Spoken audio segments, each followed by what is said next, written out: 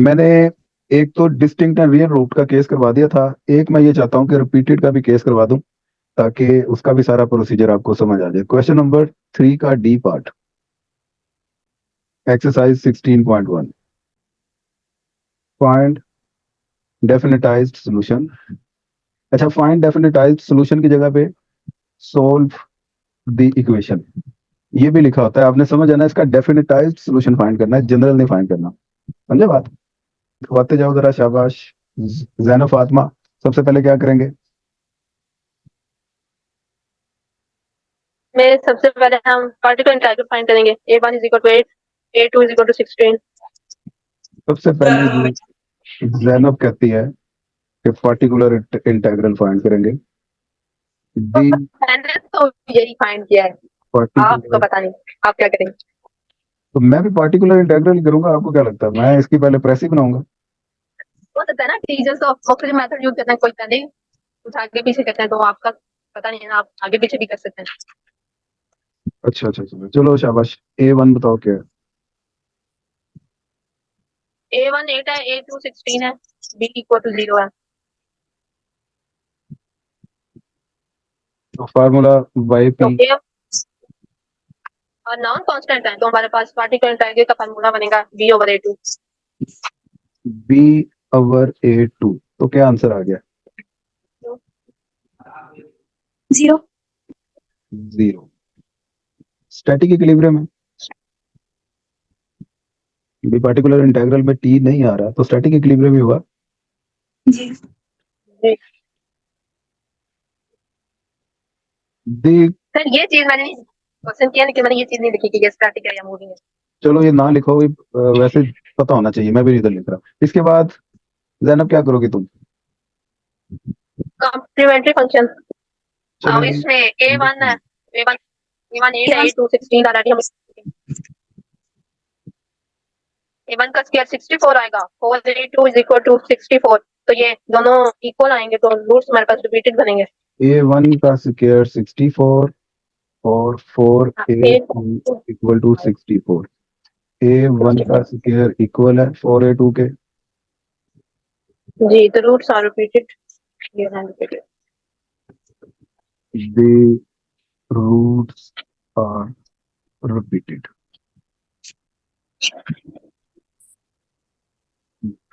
तो YC किसके equal आ गया? a3 ERT plus a4 T A3 ER ERT plus A4 T ERT ERT। और और हमारे पास आएगा माइनस a1/2 और फाइंड करने के लिए, माइनस A1/2, तो तो ये आएगा -8/2 और हमारे पास माइनस नेगेटिव। तो यहाँ से हमें पता चल गया कि कन्वर्जेंट है, स्टेबल एंड कन्वर्जेंट है ना टाइम बाद। अनस्टेबल है ना ये, ग्रेटर देन 0। जी जी सर जी, -4 less greater, than 0, less than 0 तो ये स्टेबल होगा। स्टेबल एंड कन्वर्जेंट होगा, बिल्कुल ठीक। आगे जनरल सॉल्यूशन। जनरल सॉल्यूशन आ पाएगा yc is equal to a3 y t t minus equal to YC YP। YT equal to, ऊपर इसमें हमने आर की वैल्यू पुट ही नहीं की, तो चलो इधर कर लेते हैं। करना था ना कम्प्लीमेंट्री फंक्शन का भी, तो वो बनाना तो था पहले। A3E -4T four four plus A4T a4 t e minus 1। Plus 0, वो लिखने की जरूरत ही नहीं है, जी, तो ये आ गया। अब हमारे पास इसमें इनिशियल कंडीशन भी अप्लाई होंगी, y prime 0 by applying initial condition, put T y 0 equal equal to to 0 in general solution. Solution. सही, आगे की करना है तो दसो। Y0 हाँ जी, आगे y 0 A3 इक्वल टू 4 है, तो हमारे A3 के साथ a3 a3 क्योंकि पावर 0 है तो वो 1 के बराबर ही आएगी। a3 E0 प्लस A4, आगे क्या करूं?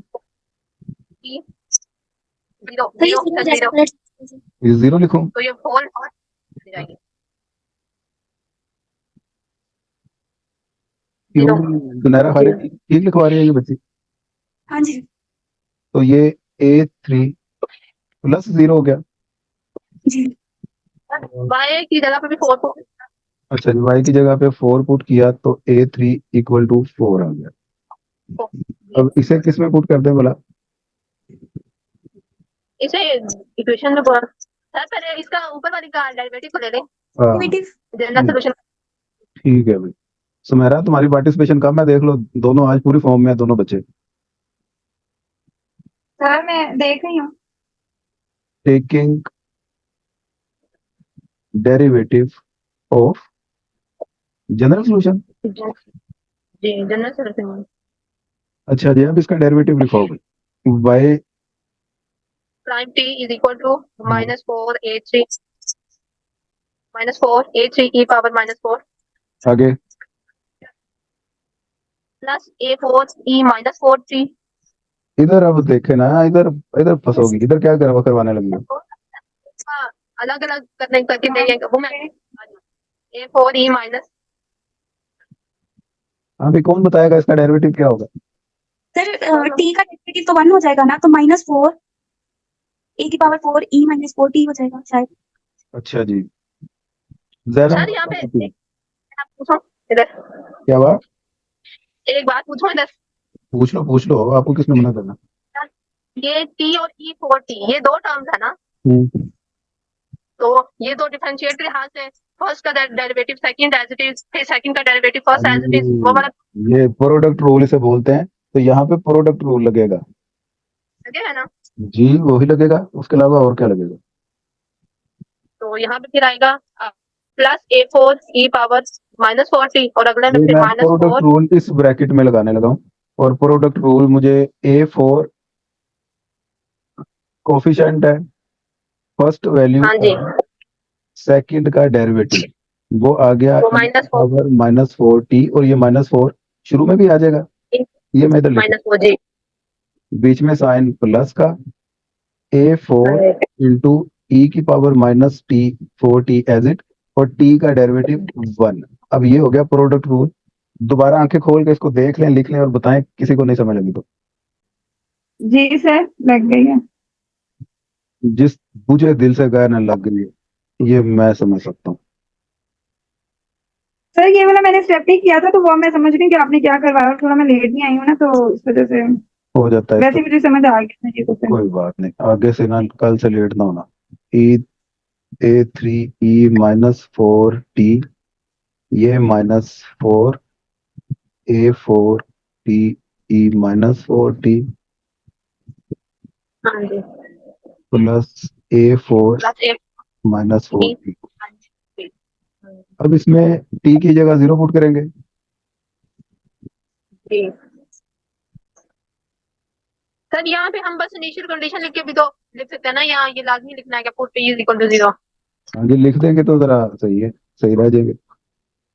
नहीं, जैसे वो था y prime 0 is equal to 2, तो हम वही वाली कंडीशन लिख के आगे नीचे वैल्यूज पुट कर दें तो वो भी सही होगा या गलत होगा, ये मैं पूछ रही हूँ। y प्राइम क्या क्या दोबारा बोलो, मैं समझ लगी। ये लिखा ना y प्राइम 0, मैंने आगे क्या किया, इक्वल टू उसकी वैल्यू थी 2, तो मैंने y प्राइम की जगह पे 2 लिखा, आगे हाँ तो एज इसकी इट जगह इज पे 0। इसकी जगह पे इसकी वैल्यू पुट कर सकती हो, मैंने आगे जाके भी तो पुट करनी है, लेकिन मैं जरा स्टेप बाय स्टेप आ रहा हूँ। आपने डायरेक्ट 2 लिख दिया, फर्क ये है कि आप डायरेक्ट हो जाती हैं। ठीक है, -4 A3 ई की पावर 0 माइनस पूरी -4 टर्म 0 हो गई, प्लस जी A4 ई ए की पावर 0। अब मैं इसकी 0 जगह पे 2 पुट कर रहा हूँ, 2 इक्वल -4 A3 प्लस A4। ये जो 2 इक्वल है, ये उस साइड पे जाके लिख लूंगा तो देखने में जरा अच्छा लगेगा, और ऐसी बात कोई नहीं है। ये लो, ओके हो गया। सर इसमें वैल्यू भी पुट कर देना, A4 की वैल्यू आ जाएगी अब यहाँ से, A3 की वैल्यू पुट करो जी, पुट A3 इक्वल 4, ये जी बन गया -4 इंटू 4 प्लस ये ए प्लस इक्वल 2। ये क्या हो गया जी, इस 2 की इससे कटिंग हुई तो -8 equal A4, -8 plus A4 equal 0। तो ये -8 इधर जाके ये कट क्यों हुआ है? उधर जाके प्लस नहीं करना? कटिंग तो नहीं होगी। भाई ये 16 ये गलत बात है। जैना फातिमा, आपने कहा कि कई तरीके होते हैं एक सवाल को सोल्व करने के, आपकी जो मर्जी आप उस तरीके से करें। अब मुझे लेकिन यहाँ से ना अब मुझे कटिंग आज होने का, यहाँ से कट ही नहीं कर सकते हम। यहाँ से या तो मल्टीप्लाई डिवाइड में से एक रूल कर सकते हैं, या हम एडिशन और Alphabet सब्ट्रैक्शन में से। अच्छा, इसको एक काम करते हैं। हाँ, ये बीच में प्लस हो रहा है ना, इसलिए ये कट नहीं कर सकते। ये सही का, इसलिए मैं चेक कर रहा था कि आप क्या करते हैं मेरे साथ मैथ के कुछ अलिफ भी आपको पता है कि नहीं। ये हो गया -16, उधर जाके प्लस हो जाएगा, तो ये हो सही है, गया। माइनस। जी। तो A4 की वैल्यूज जनरल सॉल्यूशन में पुट करने से जनरल सॉल्यूशन में ना y t is equal to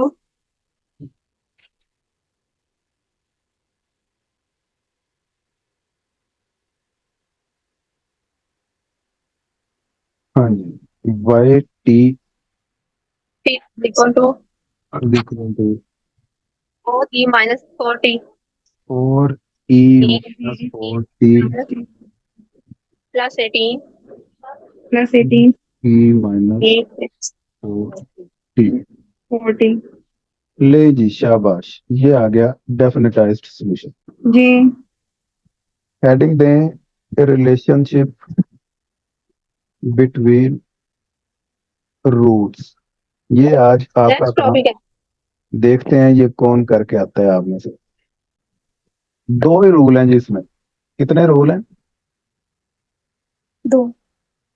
सबसे पहला rule, the sum of two roots is always equal to -a1।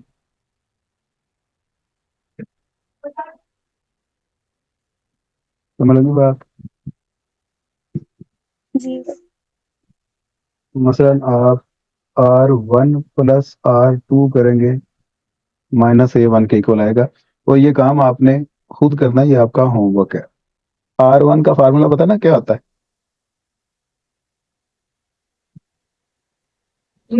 वो बताओ। माइनस है minus a a1 plus minus plus under root a a1 का minus square minus minus 4 two और a2 4 divide और 2। Sir ये r1 और r2 plus minus नहीं, इधर प्लस आता है ना R1 के साथ। अब 2, प्लस अच्छा क्या फार्मूला लिखवाया था मैंने? इधर A2 का स्क्वायर है कि A1 का स्क्वायर? A1 का सर स्क्वायर सर और R2 ये -a1 माइनस a1 का स्क्वायर -4a2/2। आपने इन दोनों को ऐड कर लेना। मसलन ये हो गया, बीच में प्लस का साइन लगा के -a1 माइनस a1 का स्क्वायर। तो सर जी इसे सर हो जाएगा।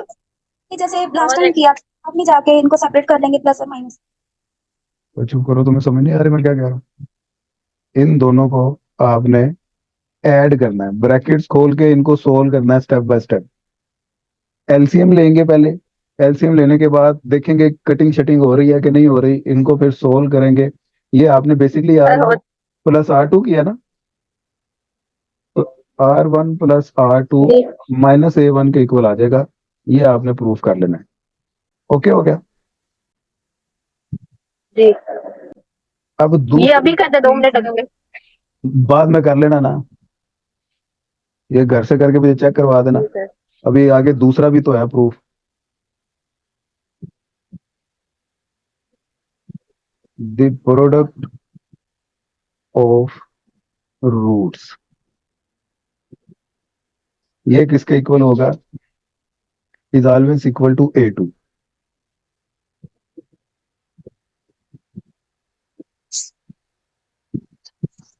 सर ऊपर ठीक